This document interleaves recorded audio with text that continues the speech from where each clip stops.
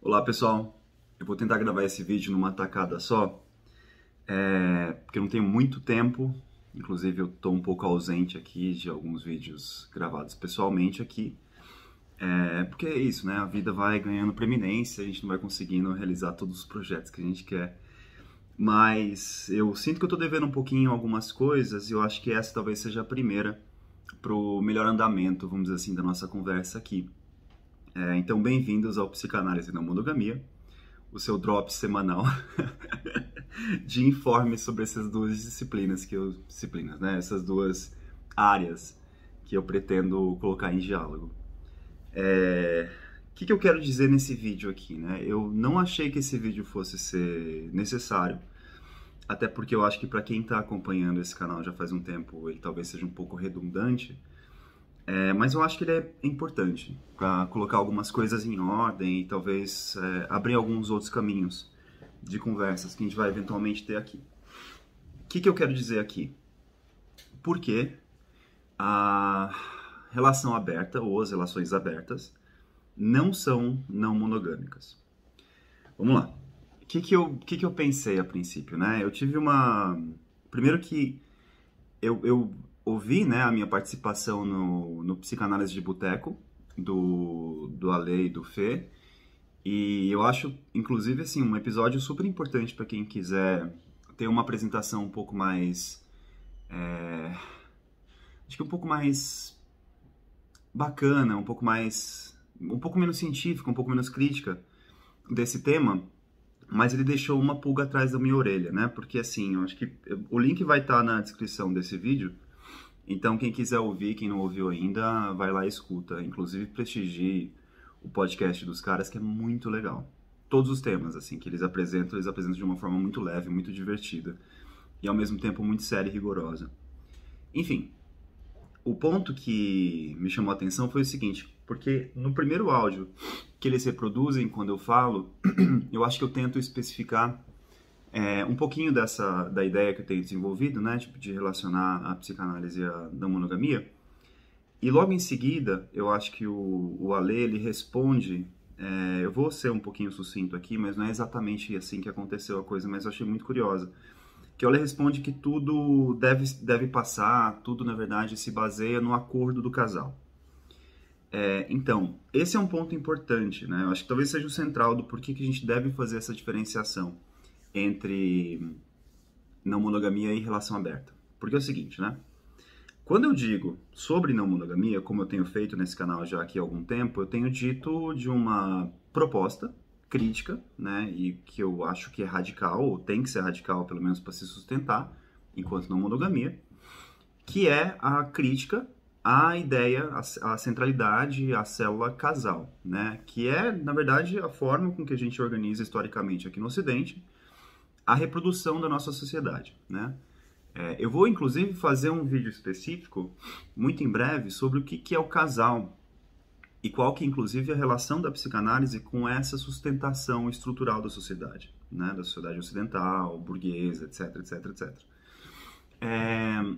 Então, sem uma crítica, né? Sem uma proposta de desconstrução, né, e uma visão alternativa à ideia de casal, não dá para existir não monogamia, né? E como eu disse num vídeo também anterior, que vai estar aqui no card, a monogamia, ela se define com 3 pilares, né? Que é a hierarquia, a exclusão e o confronto. E eu queria perguntar para vocês, né, que eu não sei se todos aqui têm uma certa familiaridade com o que são as relações abertas, né? Mas eu queria perguntar em que sentido, de que modo as relações abertas, elas confrontam, né? Elas questionam, elas criticam, elas tentam desconstruir a ideia, né? Esses 3 pilares de hierarquia, exclusão e confronto. Eu acho que, basicamente, em nenhum deles, na verdade, viu? Porque, assim, o que eu estou pensando idealmente como relação aberta, né? Existe um casal central, já começa por aí, que tem prerrogativas muito importantes em relação à externalidade do casal, né?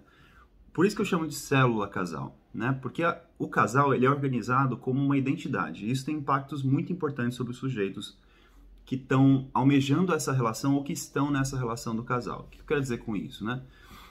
Todos nós, a gente tem a experiência de uma certa idealização de encontrar um par romântico, e o romantismo se propõe a isso, inclusive, como uma maneira de encontrar a identidade. E eu digo identidade no sentido mais forte possível, né? Que é a ideia de que a gente se desenvolve, né? E a psicanálise é cheia dessas proposições, né? De modo a se formar um sujeito, né? Integrado, que já tem uma proposta identitária importante, um homem, uma mulher, pertencente a tal ou qual grupo ou país, né? Tudo isso são caracteres identitários que, inclusive, né, a psicanálise tem se colocado, né, e muitas psicanálises têm se colocado a criticar, né, porque dos aspectos mais importantes do pós-colonialismo, vamos dizer assim, dos estudos pós-coloniais, é justamente criticar a identidade enquanto instância exclusória. Por quê? E agora vocês estão vendo, né, a hierarquia, a hierarquia, a exclusão e o confronto, né, tipo, são tanto prerrogativas da identidade quanto do casal central, porque o casal é uma célula identitária, né. Não é raro a gente ver, por exemplo, quando alguém pergunta, você é um casal, né? Você está sozinho ou você é um casal? Não é uma questão de eu sou parte de um casal, tenho um relacionamento, né? É muito comum você encarar, e eu digo isso porque isso é eficiente para a subjetividade, que o casal, na verdade, é uma questão ontológica, é um ser um casal. Então, se você passa a vida sem formar um casal, ou se você faz isso de uma maneira malograda, a dor que você sente é uma dor de perda de identidade. Eu acho que eu estou começando a falar mais de casal do que eu gostaria. Mas enfim, isso vai ficar para um próximo vídeo. O que eu quero dizer? Quando você está numa relação aberta, você faz parte de um casal. Ou seja, tudo o que vai acontecer para além das fronteiras do casal, ela é uma negociação, né, nessa célula identitária, dentro dessa célula identitária. Então, por exemplo, normalmente, os acordos, né, desses casais abertos, vamos dizer assim, são de modo a excluir as ameaças, né, representadas pela exterioridade ao casal. No caso, normalmente os acordos funcionam mais ou menos assim, né? Você tem um outro, né, que não faz parte do casal, que vai poder ter um acesso sexual, erótico, a um desses dois, ou aos dois, né? Mas, né, o acordo ele serve para neutralizar a ameaça dessa alteridade. Não pode, por exemplo, apaixonamento, não pode passar o fim de semana junto, não pode viajar, né? Então, o que isso serve, né? Tipo, justamente para isso, para você poder pensar que o conforto e a hierarquia do casal vai ser preservada custe o que custar. Por mais que as aventuras sejam experimentais, por mais que elas possam ser interessantes para os dois, né? Para cada um fazendo o seu próprio rolê, isso, no fim das contas, acaba caindo no mesmo ponto, né? No mesmo modus operandi, vamos dizer assim, da própria monogamia. E outra coisa, sinceramente, não sei se vocês têm essa experiência, mas os relatos eles se multiplicam nesse sentido.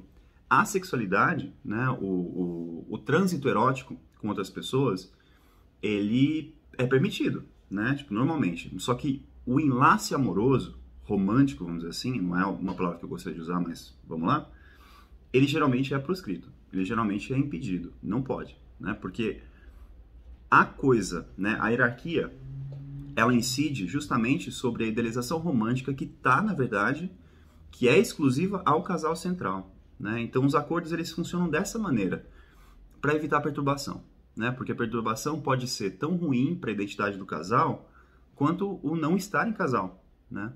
E aí que a não monogamia aparece, eu acho, né? Porque você não traz para essa possibilidade de construções relacionais a ideia do casal.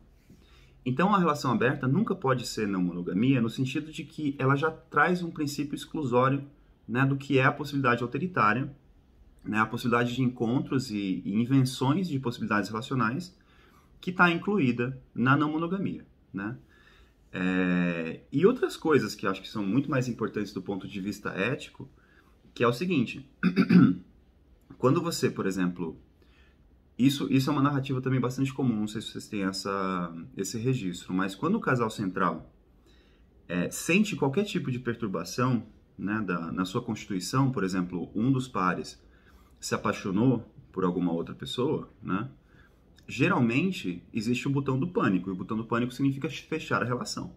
Então a gente vai fechar a relação, foda-se todo mundo que tá de fora, ou virar amiguinho quando muito, né? Tipo, mas na verdade o que acontece normalmente é que a pessoa vai ser excluída. E, cara, amém. Fazer o quê? Você que azar o seu de fora que não tem um casal para você poder constituir sua própria identidade, sua proteção contra as intempéries da vida, vamos dizer assim, né, da vida moderna. Então, esse tipo de coisa, né, agora de novo, do ponto de vista ético, é muito importante, né, de ser pensado dentro desse contexto da não monogamia, né? Porque quando você se enlaça com uma pessoa, obviamente a gente está sujeito a qualquer tipo de imprevisto, de não sintonia, de não afinidade, qualquer coisa, óbvio. Mas não uma instância, vamos dizer assim, top-down, que é o casal, né, o topo da cadeia hierárquica, dizer o que deve e o que não deve ser feito e quando o que não pode ser feito, né, ou quando deve ou não deve ser feito. Então, eu digo mais isso porque normalmente, quando as pessoas pensam em não monogamia no contexto, por exemplo, de discussões psicanalíticas, as pessoas pensam em relações abertas, elas não pensam em não monogamia. E eu acho que a psicanálise, da mesma maneira como ela tem sido empregada, por exemplo, em estudos sobre identidade, ela tem um convite muito aberto, que é o que eu estou tentando participar aqui, para criticar também a monogamia como uma estrutura identitária, né?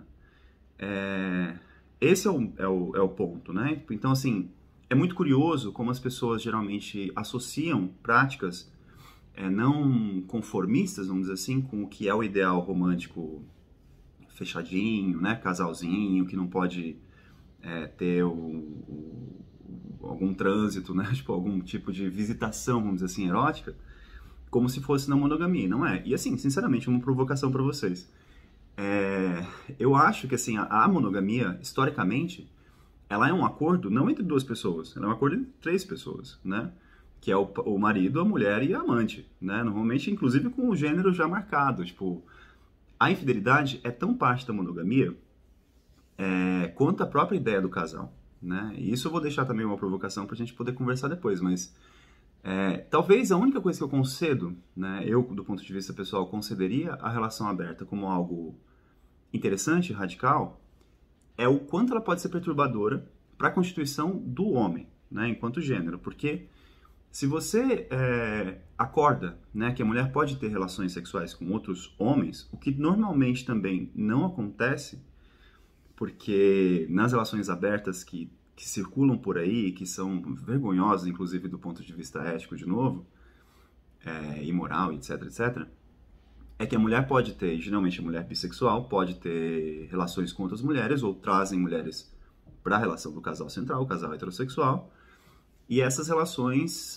parecem relações abertas, ou até algumas pessoas dizem que não monogâmicas, mas de fato não, né? Então a coisa mais interessante, né, do ponto de vista crítico que pode ter na relação aberta para mim, é o que isso pode fazer da constituição do masculino, né? Enquanto buscando uma mulher como posse, né, como propriedade, né, como vela os termos da monogamia mais antiga, né, e ele vai ter que reorganizar essa constituição, vamos dizer assim, porque a mulher vai ter, sim, outras frequentações sexuais. Então, gente, tem muitas ideias aqui em jogo. Eu queria deixar isso um pouco claro para vocês agora, para a gente poder prosseguir com outras discussões. Então, até lá.